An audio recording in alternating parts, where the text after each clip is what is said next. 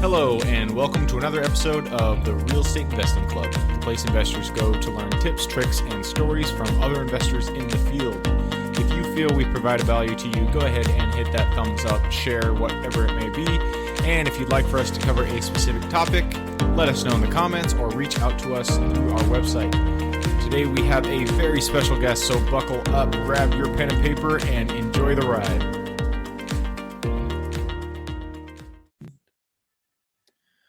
All right, we are live. Bill, thank you very much for joining us today. How are you doing? I'm doing great. Thanks for inviting me to your show. Absolutely. So why don't you get us started? Tell us who you are, where you're from, and a little bit on how you got into real estate in the first place. Well, my name is Bill Pankonin. I'm from the Lakeville, Minnesota area. I've been involved in real estate pretty much right out of college. My father was a broker in southwestern Minnesota. He was a farmland and a commercial broker, and so I grew up in the industry. So I'm second generation. 3 of my 6 kids are also in real estate, so we're carrying on another generation. Nice. I love it. I love the family business. I kind of wish my parents were in real estate and had showed me the ropes, but it's great that your kids are taking it on for you. Right. So you got started however many years ago. What year about have you been in the business? It sounds like from our conversation before the show, 20 plus years, something like that.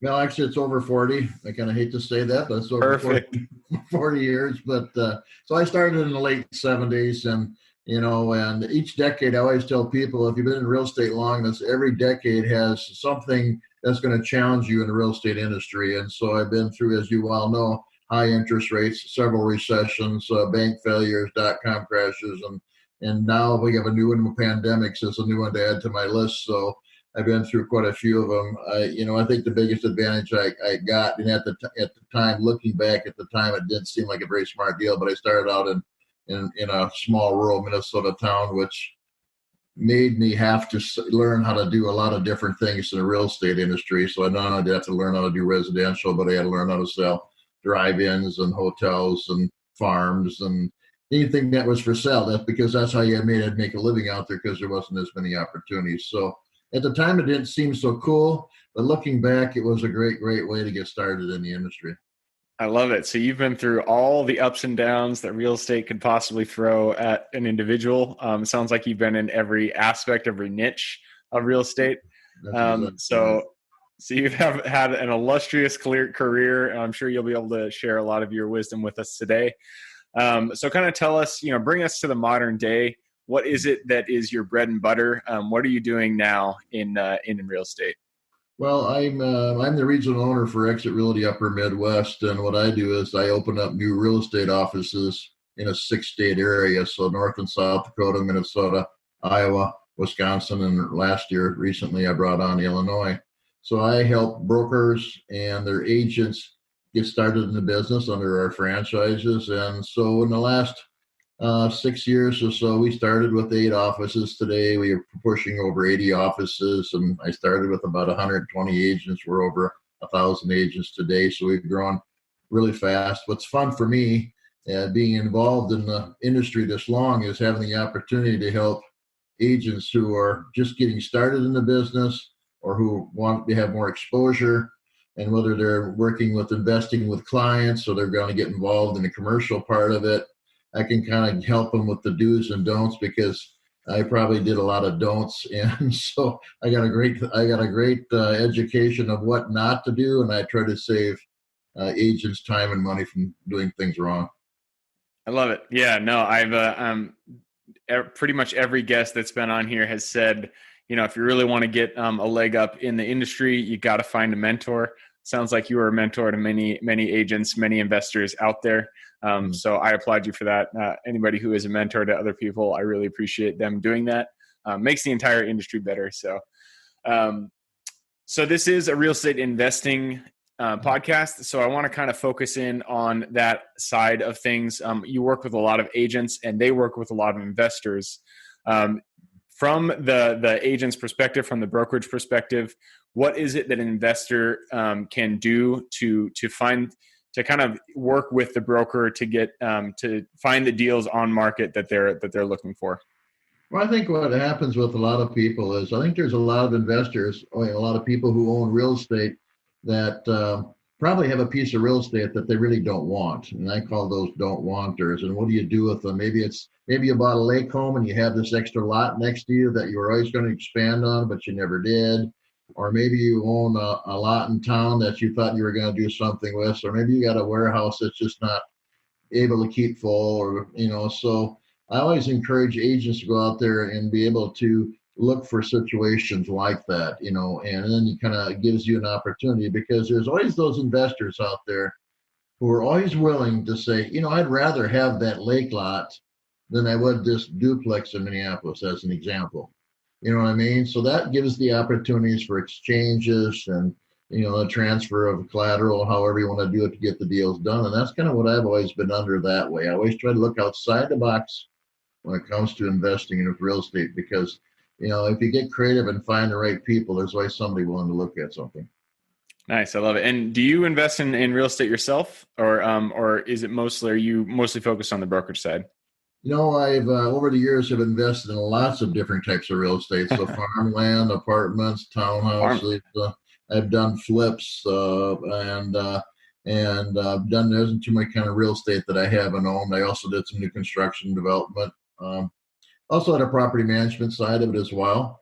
And so I kind of made a niche in some of the areas of taking lots in some of these communities that were maybe a little bit blighted, and put in some housing or mixed use into them. So we did new construction and did rentals out of them.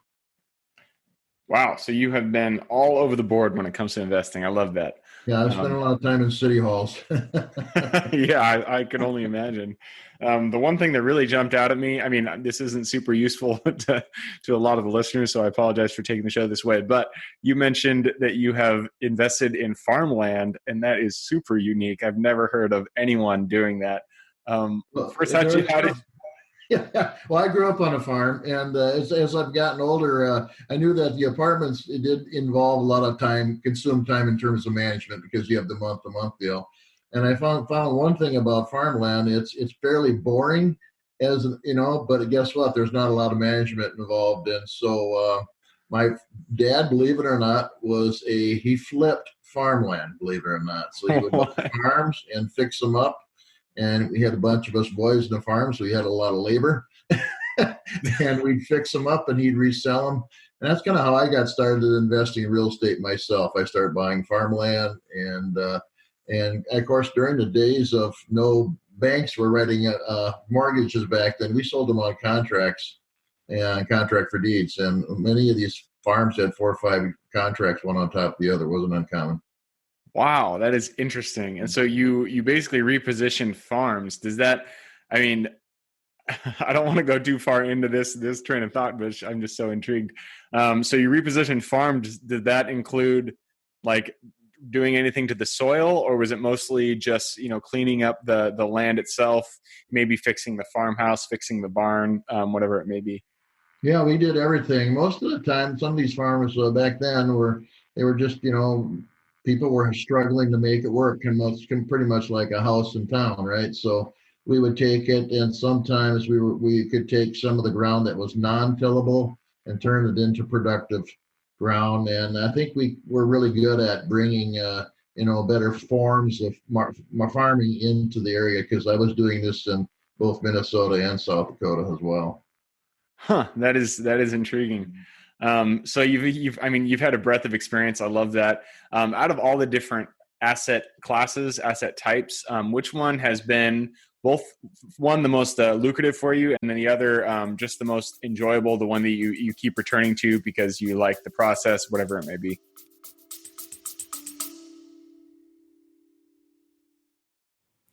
Before we continue on with today's guest, I want to tell you guys about a community I'm launching on School to help investors like yourself grow your own portfolio.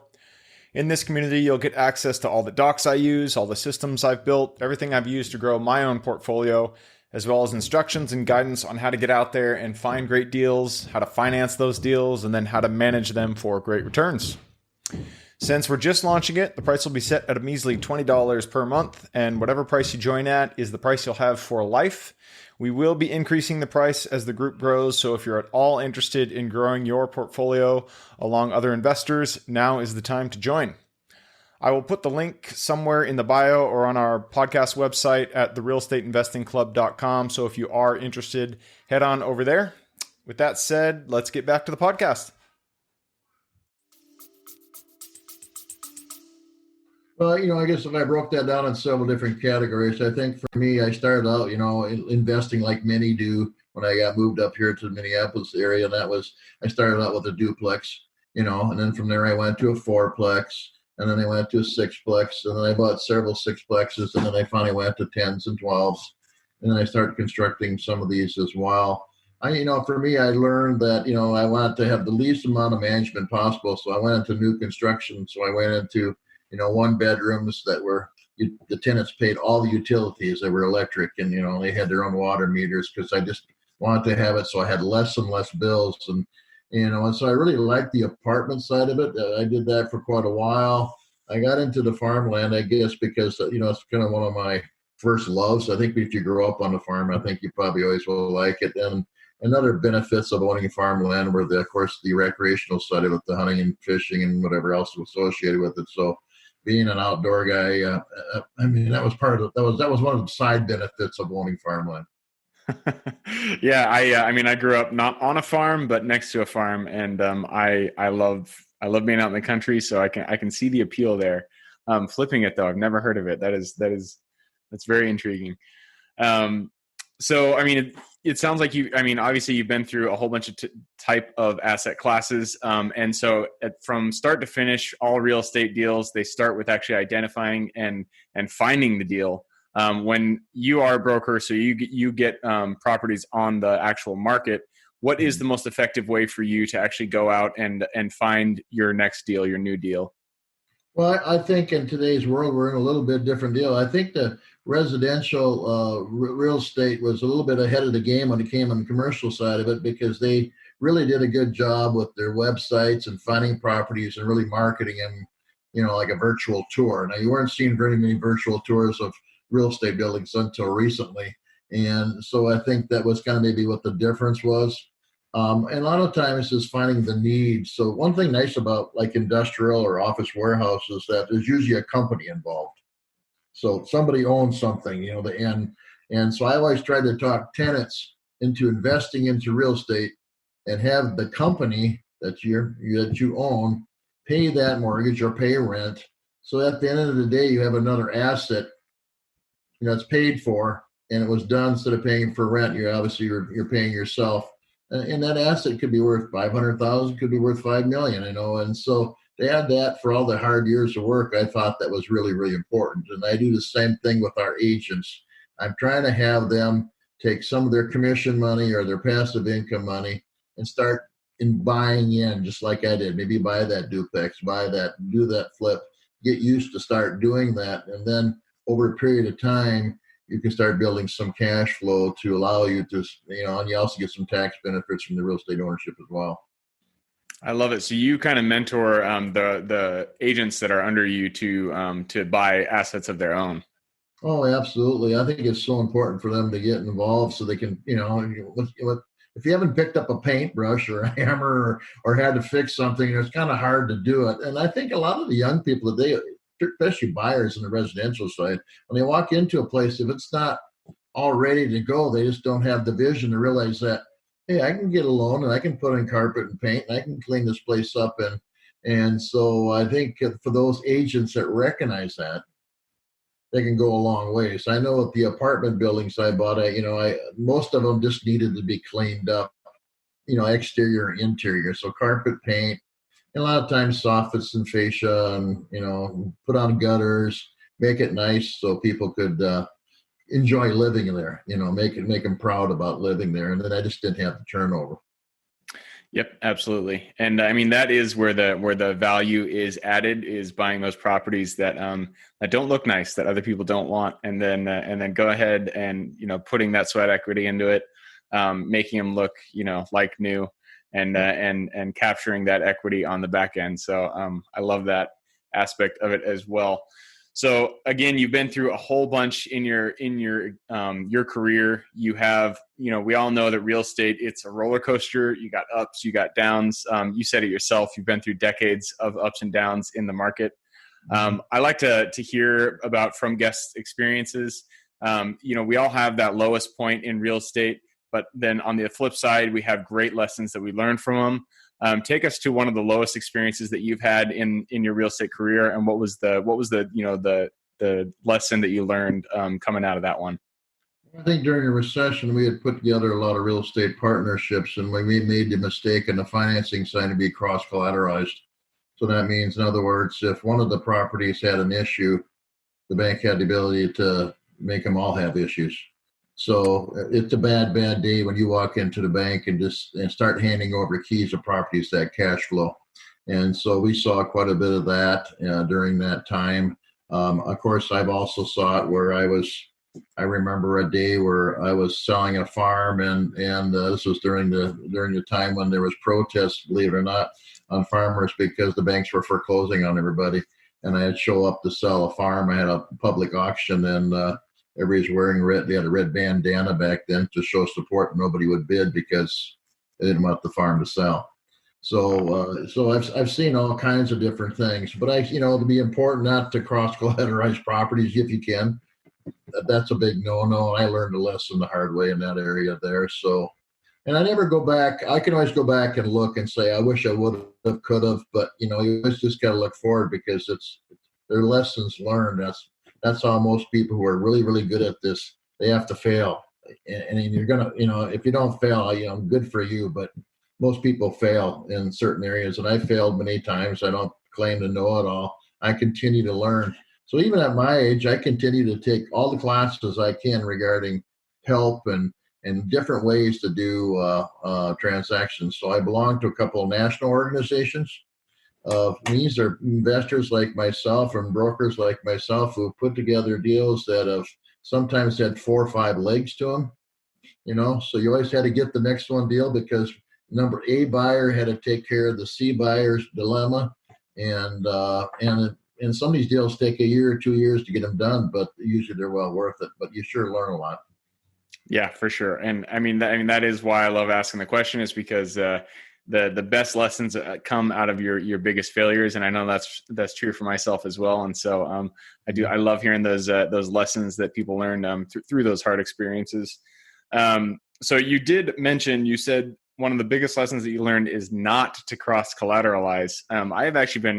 I've been some mentors of mine have thought that was actually a good strategy in order to expand your portfolio faster. So you do not think that you should be cross collateralizing your property at all? Let me clarify that. So yeah, there's one way to do it. Number one is if you can cross collateralize, surely take another property if you got a lot of equity to buy another property. However, if they're connected, if something goes wrong with one of them, they tightened up the banking so much back then that, that if one fell out of favor, they had the rights to take them all. So that included, there went all the equity, there went the performing assets as well. That was really kind of a tough pill to swallow, but that's what we had to do to make things work back then. And so I learned that lesson. I also learned another lesson I will tell you about as well, because when things were going really well, we built the strip mall and we had it 50% leased. So as soon as we got it 50% leased, we would go on to the next building and new construction. And then when the market changed relatively quick, the 50% lease part all went away. So now you're sitting with a large building that's empty with no tenants, and so that we learned a lesson there as well. And I've seen the big companies do that as well. I mean, the great big companies, the national companies, do the same thing. We were renting space in one of the buildings up here that was owned by a company out of Dallas, and when they got them half full, they would just build another one. And for a while that worked, but all of a sudden it came to a screeching halt, and so kind of learned their lesson in that arena as well. Mitigate the risks. That is absolutely true. Okay, so you've taken us to the trough of your experience and the lessons you learned through that. So now kind of take us to the peak. You've been in real estate for 40 plus years. That is a long time, spans a lot of a lot of decades. So you got to like it for some reason, or else you wouldn't be in it 40 plus years. What gets you out of bed? Why do you keep coming back to it every day? If somebody sits down with me and they're excited about doing deals in real estate, it just gets the juices flowing. I guess I'm a deal junkie. That's what I'm going to say. I just love doing deals. I like seeing things happen. I like trying to get creative to make things happen. And in the market I'm in right now, I do a lot of mergers and acquisitions with real estate companies, and a lot of times the broker owners there own their real estate.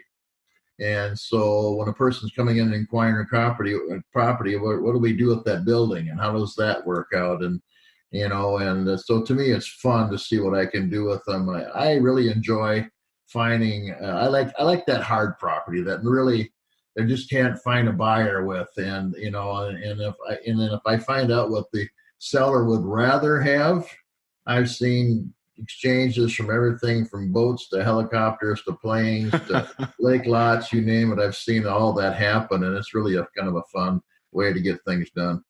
That's cool. I love it. Yeah. And that's, I've asked that question a lot of times, and that's what a lot of people say is that they love real estate because they love solving problems, and real estate is the essence of just solving problems one after the other. So yeah, that's exactly right. I think the very first hotel transaction I did, I was flabbergasted because the buyers came in with earnest money. They wanted to bring in gems, so gold and gems, and of course I didn't have any experience what that was doing, and so I had to call around to kind of find out, is this legitimate? Can I take that as collateral for the earnest money? That's hilarious. They brought gems. That's great. I mean, hey, if it has value, it has value, right? Yeah, isn't that the truth? That's hilarious. All right. So, 40 years of experience. Let's think about, the Bill 40 years ago. What was that? Today's 2020. So that was in 1980. Yeah. Take us back to Bill back in 1980. If you could go back to that Bill and say, hey man, this is the one thing that you need to do, the one piece of advice you need to follow going forward to make sure that you have a good career. What is that one piece of advice you'd give yourself?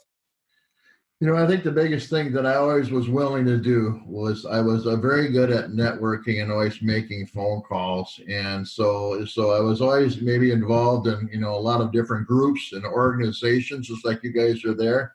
And I always was willing to make phone calls to ask people to say, and find out if they were looking and all that. So I always say, I always call it your dirty dozen, whatever. You always get about 12 to 20 people that, take them to lunch once a month and kind of just share ideas from what's working. And I always got referrals out of that. So I was always kind of willing to dial for dollars until I got a deal going that day. And that work ethic really seemed to get me through all the times. Nice. So just keep grinding at the networking, keep making new connections. Eventually something's going to pan out. Yeah. I think one of the biggest things a lot of people, when they get involved in this business, the phone is really your friend. And so you always got to have that. You got to have that group around you, and you always got to be willing to reach out. And so I spent a lot of time in, just stopping in and talking to people at other real estate companies and in bank offices and title and mortgage companies. And, and if I saw somebody adding on to a warehouse or something like that, I just went in there and asked, what's going on, to kind of find out what's going on. And then they kind of start recognizing you. So I think that's so important to be involved in your community. I love it. That happened to us, me and a partner one time. We were doing a flip. And then another guy, two houses down the road, started a flip himself. And so we just went down there, we said, hey, what's going on? How you doing? Blah, blah, blah, blah. And it turns out he sold us our next flip. So, you never know where they're going to come from. It's always, things just pop up. You just got to keep shaking hands, saying hi to people, being open. And that's kind of how real estate works in itself. Yeah. The very first deal is probably the hardest. I remember going to closing on that first apartment I was doing, and I was so nervous because I was worried about tenants calling me at night and all that. And, really, I had no issues. It was such a well-run building that, the tenants never called. Even when they had a problem, they just fix it themselves. And I was so nervous. And finally, I think if you just jump in with both feet and you really engage in what you have, I think you'll do real well. But a lot of people are afraid to take that leap of faith. Yeah, that's for sure. That was me. The first deal I did was a triplex with a friend, and I mean, if you could worry about it, I worried about it. It was the doorknobs, the handles, whatever it was. If it could go wrong, I thought it was going to be the end of the world. So Right. you gotta jump in and just close your eyes and have faith that it's going to work out in the end. That's absolutely true. That's absolutely right. So, Bill, we try to keep this to around 30 minutes. So we are, and we're closing in on the end here. You've given us a ton of things to work out, a ton of wisdom from your own career. We'd like to give something in return. If somebody listening or watching were to bring you something, what would you want to receive? Well, I'm looking for people to work with. I enjoy coaching and mentoring agents that are interested in investing in real estate or owning their own company, or I just enjoy that. I enjoy seeing people who write their first deals, who just passed their real estate license, who just sold their first property. To me, I'm at that pay it forward part of my career. So I'm just anybody that's interested in pursuing a career and really want to invest in real estate. I really enjoy that. I love it. So on that note, if somebody wanted to get in contact with you, what would be the best way for them to do that? Well, there's a couple different ways. One, you can just text my real name, which is Willard, Willard, to 85377, and you'll get my mobile business card. Otherwise, my cell phone is 612-414-4022, and my website is EXITRealtyUpperMidwest.com. Perfect. Well, Bill, again, I know I can speak for everybody listening and watching. I really appreciate you having on here, sharing all your wisdom. If anybody listening and watching wants to get in contact with Bill, he just sent you his phone number. I will also put his LinkedIn in the show notes. So if you want to get in contact with him, you can go there. Other than that, I thank you again for coming on. And for everybody watching, we look forward to seeing you on the next episode. Thank you for joining us on the Real Estate Investing Club. If you feel we provided value, we would appreciate it if you hit that thumbs up, share it with your friends online, whatever it may be. If you'd like to share or partner with us on an investment deal, we are always looking for quality projects. Go to www.therealestateinvestingclub.com to get in contact with one of our partners. Otherwise, I hope you guys have an absolutely fantastic day, and I look forward to seeing you on the next episode. All right, before I officially sign off, I have a quick announcement to make.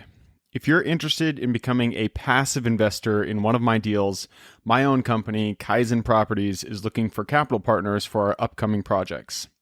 We invest in what are known as recession-resistant assets, mainly self-storage facilities, mobile home and RV parks, and industrial properties.